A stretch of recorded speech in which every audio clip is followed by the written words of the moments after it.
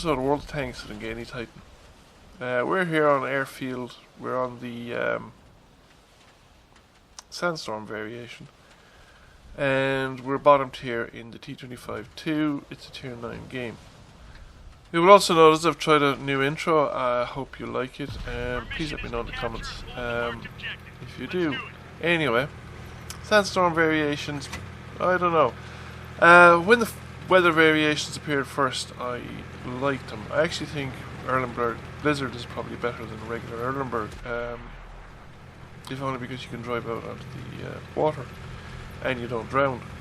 However, they're alright, I think, in small doses, but they do show up some of the physics limitations in the game, some of the unrealistic elements, compromises made between reality and what makes a good game.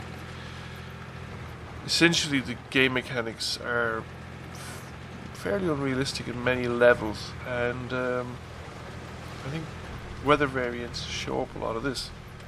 The other problem I have, of course, is with the biggest problem I actually have with rain variants is that the heavy rainfall variants don't feel right to me. I'm a country boy, and heavy rain of the sort that they're depicting in these variants just doesn't cause enough flooding. It doesn't cause enough poor ground quality, should we say, and ground resistance issues and stuff like that. It doesn't change the gameplay enough. A lot of maps, large tracts of land will become impassable in the kind of rain conditions under the thunderstorm variants. So I've picked this spot. I thought I might be able to get shots on tanks that were coming in, that my teammates would be able to spot tanks much further out than I was. Unfortunately, this didn't turn out to be the case. Normally this is a spot where you can pick up a lot of spotting, and you can get sniping opportunities. The usual problem with it in the regular version of Airfield is that you'll get spotted up here very easily. So unless you have a very, very stealthy tank or really good stealth crew skills, you're going to get spotted. Now at the moment my difficulty is that by the time the enemy tanks are spotted, they're actually too close to the rocks in front of me, and I'm not able to get effective fire on them. At the same time, since I'm bottom tier and not a very well armoured tank, I want to stay somewhere with a view to the cap circle, and those driving difficulties are entirely my fault. I started reversing the tank and then it started going one way instead of the other. Sometimes does that with the control stick. If you kind of flick it one way, it just keep going even though you think you've moved the control stick back. So I want to be near the airfield, and it's this side of the airfield or the other side of the airfield. I could go to the central ridge, but then I'd be very much on my own. I don't really want to do that, not in this tank, and certainly not when I'm bottom tier. Now an E50's popped out, and I'll be able to get a few shots into him. He's allowed himself to get a little too far from cover, and didn't pull back as lively as he should. Now we're starting to lose tanks though. So mostly because I think we sent one or two tanks south and they've been met with superior numbers and they're just being whittled away and overwhelmed. Don't have a line of sight to any of that action either. So it's finally occurring to me that I'm not going to get any shots from where I am because I'm just not seeing the tanks as they're making their approach. I need to actually pull back. I need to pull back and get a view into the lower area, so the passages between the rocks, which normally you wouldn't be really trying in this location because you'd be seen, but in sandstorm conditions they're not necessarily going to realise that I'm here. So I'm actually beginning to pick up some of the tanks now, pushing around, trying to get onto the flanks of our tanks in this area of high and low ground here in the south of the airfield. You know, there's a series of kind of ridges and rocks and passages between them. So we've managed to get a few hits now. This is a much more successful location than what I was earlier on. And we're also, as soon as tanks start coming around, once they get past a certain point, they'll also come into my line of fire. though I may have to relocate again and put more effective fire into some of those tanks, because our numbers are being whittled away here in front. The enemy have more tanks and they're getting the better of our guys. Now E75 is tracked, so we finish him off. And there's a hammer down on the lower ground where we shoot at him. We get detected almost immediately. Now I'm not sure whether the hammer detected me or some other tank came into play in the centre, but I decided to come off, head to the rear to lose the spot, because artillery's in play and there's quite a few tanks up there as well, so I don't want to hang around. And while I was down on the airfield side, I just came up to the northern side of the airfield to see what I can see in towards the gap circle.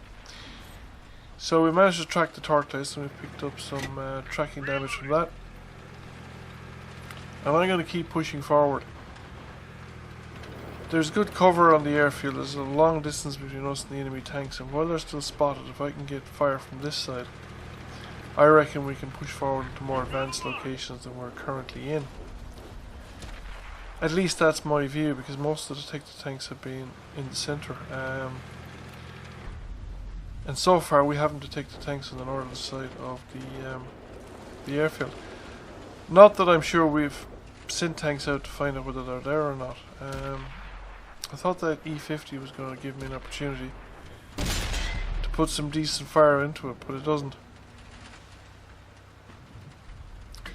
And then the third line gets taken out, so I've decided to push forward. We've actually managed to make a bit of a recovery here in the centre. I'm pretty much intact, so I should be able to at least take a hit. And as soon as I push forward, I get picked up by the T-34-2. And I immediately start taking fire from it. Now I'm giving as good as I'm getting, but and I'm getting the assistance from the Object 416. Now I mess up the shot in the commander's hatch. I fire too high. I fire at the base of the machine gun rather than at the hatch structure properly. But the 416 is ammo racked the T-34-2. So that's us now pretty comfortably, and I feel confident enough to keep going. I was hoping that the tanks behind me, the tank destroyer, the T-34-2 and that heavy tank down the centre would all follow me up. Because there are very few enemy tanks left. There's only 3 of them. At most there's probably only 1, maybe 2 up here. And one of them is still probably down around that central location there, because I think the E50 is still unaccounted for. And there it is. And it gets finished off. And the 416 picks up the Tiger II. Now I really thought the 416 would go for the Tiger II. I thought he was just going to come around that rock, come over the sand dunes, and that I would get the opportunity while the 416 was coming over. However, the 416 decides not to go after the Tiger II. I'm not too sure why, whether he was hoping I would go after him and then he'd come around after I got killed, which is what he does, or whether he had some entirely different plans altogether and only came around because I was engaging with the Tiger II. I'm not sure, and I suppose I'll never know, but it was a mistake on my part. I misread the Object 416's intentions completely, and it cost me in my tank. I did get a shot off, but that's about it. Now there's the 416 and a Fatherland, so the Tiger's days are numbered really, and they've managed to put it away, and that is the end of that. So my game is over at this point, and there's only 1 tank remaining. Since the remaining footage is that of an Object 416 driving around looking for artillery that is somewhere else, I've just cut it out, removed it, and we've cut straight to the end of the game. So we have a victory. We'll see the results. We have 2,637 damage, first class mastery and a Confederate medal. Not a lot of assisted, but then we were at the back, we didn't see much. Quite happy with the first class mastery, and we came second by experience. So I hope you enjoyed the video. Thank you for watching, and we'll catch you again soon.